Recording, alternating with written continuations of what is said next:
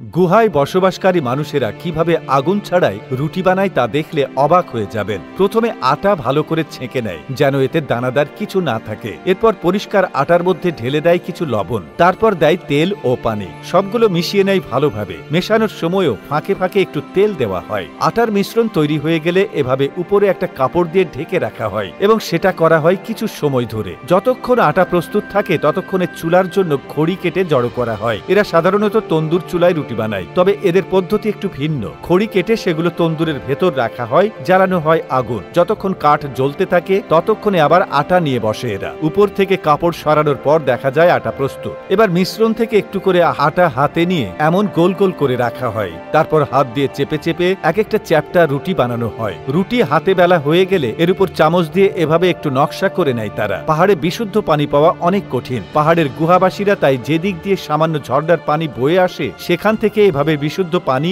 বালতি বা পাত্রে জমিয়ে তারপর ব্যবহার করে। একটু একটু করে পানি জমানোর পর তা দিয়ে তন্দুরের উপরই দুধ জাল দেওয়া হয়। দুধ হয়ে যাওয়ার পর তন্দুরের ভেতর আগুন যখন নিভে যায় তখন আনা হয় রুটিগুলো। প্রতিটি রুটির গায়ে কিছুটা দুধ মাখিয়ে তারপর সেগুলোকে আটকে দেওয়া হয় তন্দুরের ভেতরের দেওয়ালে। তন্দুরের নিচে এ সময় পড়ে থাকে শুধু ছাই ও কয়লা। অনেক জায়গায় গনগনে কয়লার উপর তন্দুর রুটি বানানো হলেও এরা সেরকম অবস্থায় রুটি বানায় না। যখন আগুনের সামান্য ফুলকিও থাকে না তখন তন্দুরে লাগানো হয় রুটি। তবে হ্যাঁ, কাঠ কয়লা তখনও বেশ গরম থাকে। এর মধ্যেই আগুন ছাড়া তন্দুরের তাপে রুটিগুলো তৈরি হয়ে যায়। গরম হয়ে ফুলে ওঠার পর সেগুলো উপরে তুলে আনা হয়। রুটি প্রস্তুত হয়ে গেলে শেষবারের মতো দুধের কেটলি গরম ছাইয়ের উপর রেখে আরেকটু গরম করে নেওয়া হয়। এরপর দুধে 2-3 চামচ চিনি মিশিয়ে তাতে ভিজিয়ে খাওয়ানো হয় গরম গরম রুটি। অনেকেই প্রশ্ন করতে পারেন, এই যুগে এসেও কি কেউ গুহায় বাস করে? হ্যাঁ, এখনো পৃথিবীর কিছু প্রত্যন্ত জায়গায় গুহাবাসী মানুষ রয়েছে। তারা পাহাড়ি গুহা কেটে সেখানে ঘর বানিয়ে থাকে। যেমন ইরান ও